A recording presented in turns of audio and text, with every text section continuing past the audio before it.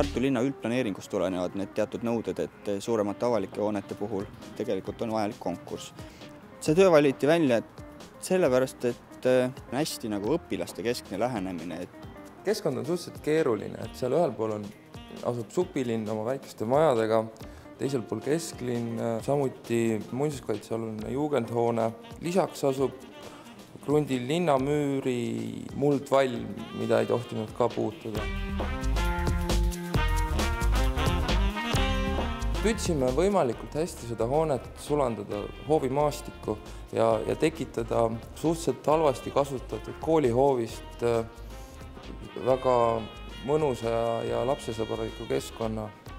Põhimõtteliselt me üritasime seda teha nii nagu sellist kuidagi intelligentset lisavarustust nagu ühele majale, et põhimõtteliselt koondada sinna kokku kõik see, mida selles majas nagu ei ole.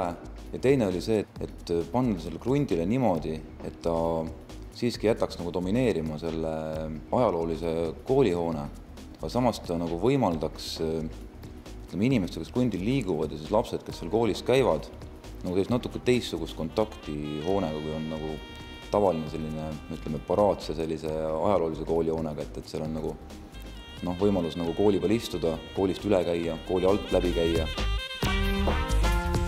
Väliauditooriumi sisselõige, mis seal nagu on, et see on ka tagab nagu sellise päikse valguse nendele klassiruumidele, mis on siis nii-öelda selles esimeses veneaegses juurdeehituses.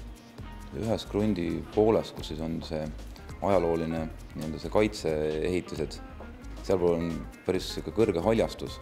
Need tumehallid taimed, mis seal maja peal on, kuidagi mängivad kokku nende puude poolt tekitatud varjudega selle maja seinal, mis nagu selle kõrghaljastusega krundi poolt nagu tulevad. See juurdeehitus on väga selgelt kaasaegne, samas ta suhtub respektiga olemasolevasse vanasse koolimajja ja andes kogu koolikompleksile põneva ruumilise liikumise.